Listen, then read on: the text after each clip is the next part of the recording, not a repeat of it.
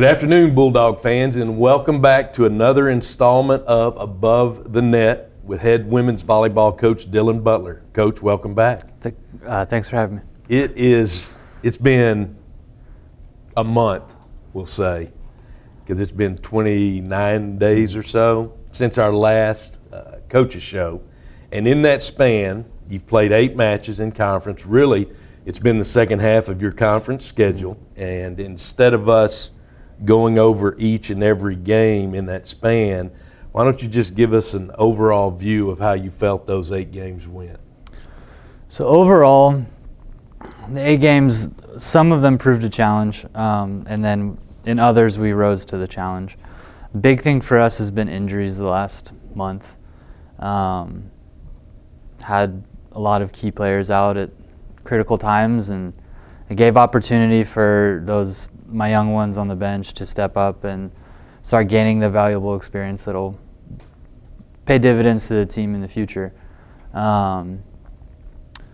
Dropped a couple that we shouldn't have, but again, just learning for future. But overall, I think with us just being where we are, we're in a good place to continue growing. It shows me that we haven't quite hit our ceiling yet, so as long as we can get to peak at the right time, we'll be in good shape.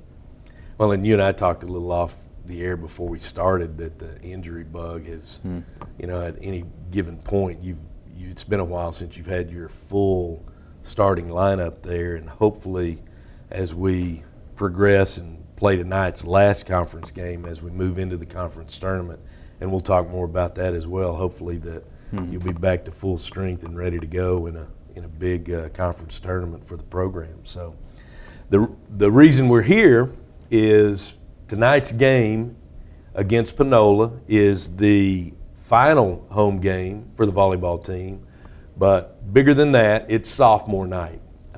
After we talk a little bit about the Panola game itself, we're going to recognize the 6 sophomores that Coach Butler has been coaching this year and give them some airtime there and talk about their contributions to the program as well. So, Coach, let's talk about tonight's match against the Panola Phillies.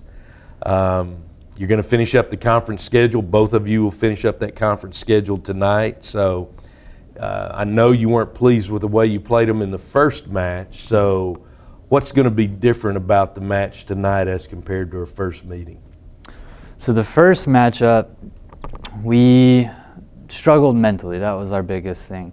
We had a hard time finding the court with our serve. We had a hard time finding the court with our offense. We had kids hitting balls 30 feet out of bounds. It was just not our night. And that was a good learning tool to, how we show up for games matters. I think they got ahead of themselves and were just like, oh, the game is ours, but didn't really put in the work needed to be at our prime in that moment. So we've been putting a lot of emphasis starting on Sunday with the importance of today, and just really honing in on we have to recognize early which team shows up, because Panola, if they're on, they're one of the top teams in the conference, and if they're not, then they're a team we can manage and a team we can come on top of. So first is we have to identify that. What caused us a lot of issue, they really challenged our serve receive. They kept us out of system majority of the game, which for us a big piece of our offense is our ability to run the middles, and with us being out of system, it was really hard for us to get the middle of our side involved in the game, which then creates a lot of opportunity for our big guns on the pins to terminate and score. So, credit to them. They did a really good job of just kind of forcing us out of our comfort zone and, just being very high error because we were out of our comfort zone. So big thing for us is just going to be, especially, being in our home gym. The crowd gives us so much energy, and it has every single home game. It really helps with them keeping their focus on what needs to be done, because since day one, our goal has been to always just defend our home court So just the more people in the gym, the better to our cause. So your game plan going in might be one way how you're going to attack the things that you want to be able to do against them, where you feel like you're going to be able to take advantage of them. But sometimes that doesn't always happen. So then now becomes the chess match, and your adjustments that you make on the bench there with your coaching staff, and the ability of the ladies to be able to make those adjustments. It's a lot easier when you have those experienced individuals and those starters in there that have worked together, and then when you've got to plug in people, that's when it becomes a little more difficult, doesn't it? It was definitely a challenge to coach our way around the injuries in that. The first time we played Panola, we had 3 of our starters out. Especially, Kaya Gordon, who we'll talk about a little bit more. She's one of our sophomores. She's the leader on our team in kills per set. Rightfully nicknamed the Hammer for a reason. She was out with, I don't know if it was a fracture in her foot. We never really found out. She was in a boot for 3 weeks. Wow. Not saying that we have to rely on her to win those matches, but she helps. So her being out, and then just one of our big pieces in the middle did something to her back, and so just a couple of key pieces that we rely on. So I think that helped us learn how to play without them, which just makes us a stronger team in the end. Absolutely, yeah. You mentioned a little bit about your mindset. Do you address the mindset each and every week? Do you have like a weekly theme, or is it game to game, or is it day to day? Getting with the players and talking more about how they approach the game, how they prepare mentally, all those kind of things that you do as a coach. What's your overall plan as far as being the psychologist, the guru, to get into their mind and get that mind right? So what we've been trying to do since day one, and I'm a big Kobe Bryant fan, so his stance on always pursue perfection, knowing that you'll never be perfect. That's a big thing that we talk with the girls about all the time, is just how perfect can we be, knowing that we'll never be. So it's always striving to get better, and that's what our main focus at the beginning of the year was, to try to instill that mindset. Before matches, we give them a nice reminder of, hey, this is what we're trying to do. We want to make sure that we don't change what we're doing for the sake of the game, that we're going to try to do things the right way, no matter mistake or error.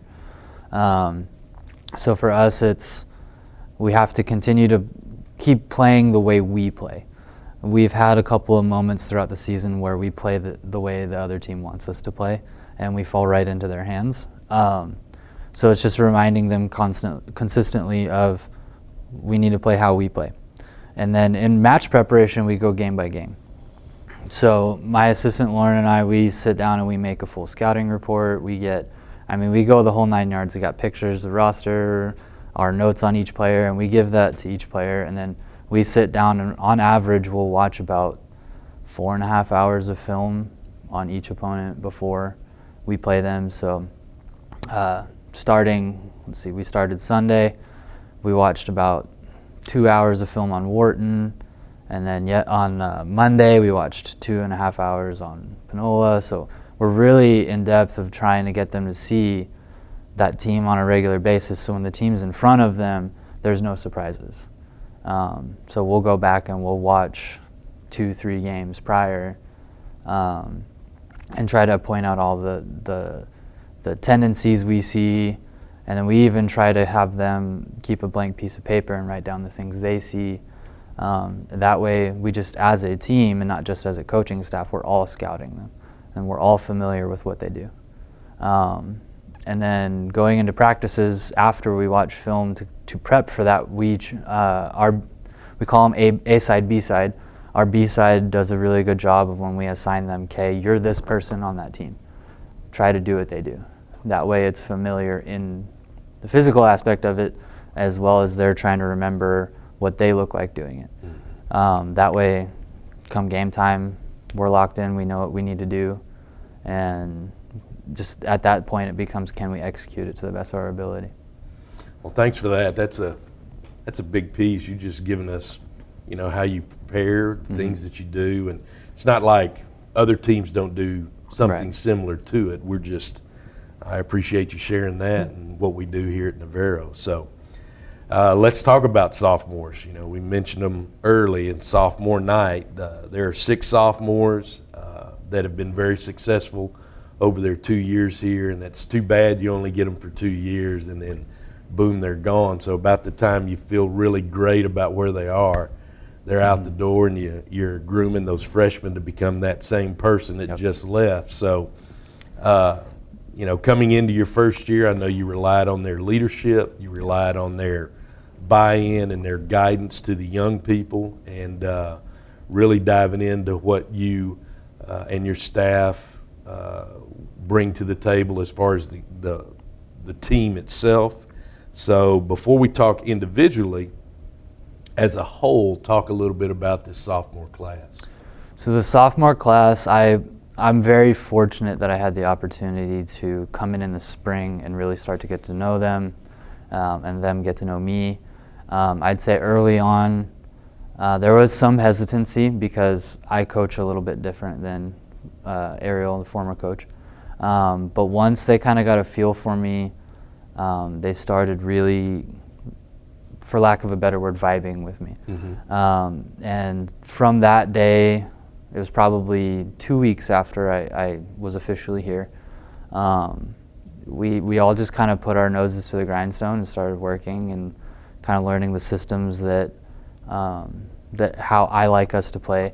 And they've done a very good job of helping lead the freshmen into learning those things, which takes a big load off of me and my staff's plate.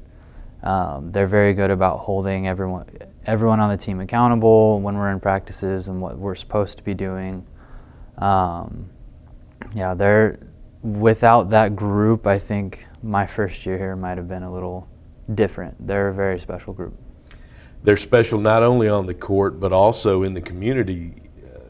Your staff, and all the girls really go out and volunteer and are a big part of the community there that we don't see on camera. Right. You see the girls in their uniforms, you see them in matches, you see you coaching, or in this situation, but they are very involved in volunteering and helping around the community, which I think says a lot about their character as well. And you and your staff also, because you urge them to do that, you make them available to do that. So that's a compliment to you and your staff, and also the girls for being a part of the community in that way. Because you've got girls that are all across the world and then here in Texas, so that's a neat thing. All right, so we've talked about them as a whole group. Now let's get into them individually, and I'll let you have the floor and you can talk about each girl individually. So since she was one that I already brought up, we'll start with Kaya Gordon. She's from Belize, AKA the Hammer. She has been such a dominant force for us offensively. Came in full well knowing that I had planned to transition her to the outside. So last year she played on the right, which isn't involved in a lot of defense, isn't involved in a lot of our serve-receive passing. So starting in the spring, she worked really hard to transition and has done an amazing job at that. A couple games ago, she hit her 500 career kill mark, which is not an easy thing. She probably would have surpassed it a while ago if she wasn't stuck in a boot for 3 weeks. But and she's been our big, our fire on the floor, our driver, our competitive energy, and just it spreads to everybody. And she's been really fun to coach. She's goofy on and off the floor, and the girls gave her the nickname Big Mama. So she's definitely one that's going to be missed, just her energy and the way she carries herself. Next one is Gabriela Smolenska, one of our big middles out of Poland. She too has been struggling with injury, but even when she is hurting but pushing through, like her resiliency on the floor despite what's going on with her is very inspiring for everyone else. You know, she just hit her 150 block career mark. She's a big wall, and when her and the setter connect, that ball ain't coming back. And she is also one of our team captains and does a very good job and just leading in all facets of the program. Next one is Bailey Turner, one of our libero from Texas. She's also one of our team captains. She hit her 500 career dig mark last night. And you know, she is one of the more quiet types but leads by example. I mean, that girl is pretty much held together by tape because she throws herself on the floor everywhere. You know, there's no ball she can't get to, and again, it's that lead by example that just inspires the freshmen to be better. Next is Yelizaveta Ivakina, Lee. Her first name's too long. But I've had lots of practice. She's been our steady force, our rock. Her goal is to try to just be, you know, when the team is in a place where we're struggling, what can she do to provide stability? That's been her personal mantra for the team the entire year, and she's done a very good job of that. She's had some very outstanding matches. You know, when we played Blinn here, she came off with a 30-kill game, so tying 4th in career-high single-kill games. With Carolina Barbosa, who was our first Hall of Fame induction member for volleyball. So she tied with that, and you know, is a really great blocker, really good server. She's also one of the quiet ones that just leads by example. She's a workhorse, and without her example, things would also be very different. The other two are transfers. Eriza Tamez is from Japan. She came to us from Iowa Western Tech. She is coming off the bench right now as a defensive specialist for us. Just the discipline she has as a player is like no other. Every detail matters. Anything we try to work on to like hone our ability, like she's so laser focused. I wish I had that kind of laser focus. But she's just done a really good job coming off the bench, providing support. She's a big energy driver for us. She's very loud and vocal, and she's done a good job in her time here. And our last sophomore is Ezgi Düzgezen. She's our big 6'3" kid out of Turkey. Injuries aside, you know, when she was in the court, she was one of our best blockers. I mean, she doesn't even have to jump and her arms are above the net. Like, she's just massive. And she's kind of been our brick wall that we've been missing since she's been out. Thankfully, she's getting her PT. She practiced with us the other night, so I'm hopefully anticipating a return tonight or maybe in the region tournament. A group from Texas, Europe, Asia, South America. What a diverse group, diverse cultures. It sounds like very,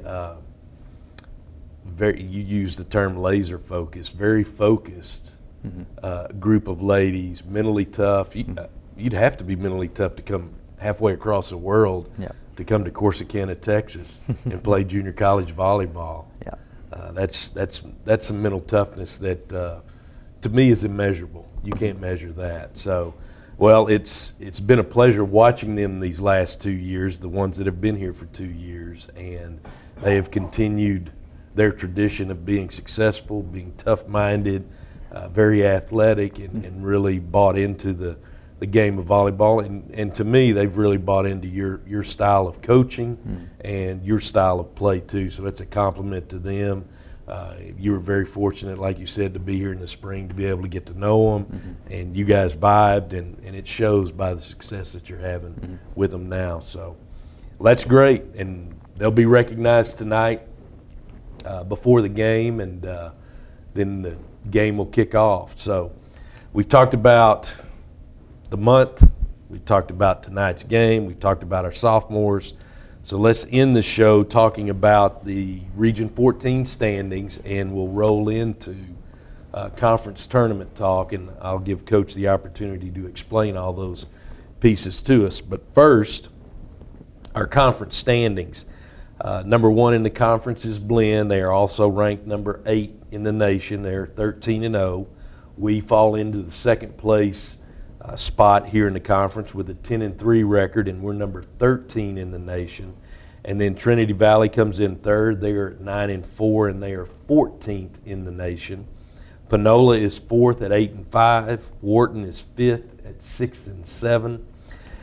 Sixth is Tyler. They're at 5-8. Lee College and Coastal Bend are both at 1-13. Lee at 7, Coastal Bend at 8 in those standings. We've got 2 matches tonight. Our match against Panola is 1, and then Blinn and Tyler play in Tyler tonight. So those are the last 2 conference games for the season. So, Coach, I mentioned that I'd give you an opportunity to explain and talk to us about the conference tournament. You and I talked a little bit about it before the show. So first, let's talk about the overall format of the tournament. So the tournament is a single elimination tournament. First and second seeds get an automatic bye to the semifinal. So with us being that second place spot, it puts us in a really good position. The last 4 seeds play the first round match. Winners of those play third and fourth, and then just carry on. The winner of the tournament gets an automatic bid. So that's the vision that we had our sights on. Is the tournament site predetermined, or does it fall in the hands of the number 1 seed in the tournament? So it is voted on. In previous years, it's been at Lee College. I think they try to take into account just in terms of the facility, how many people can hold as spectators, the area. What does the area provide for the teams traveling there, kind of thing. So it's voted on each year. Okay. Everybody pretty, everybody worked pretty much close together as far as vote, hey, let's go play here. I'd say in my experience so far, being in the region, all the coaches in the region have a very close relationship. We're all, after a loss, call each other and be like, hey, what happened?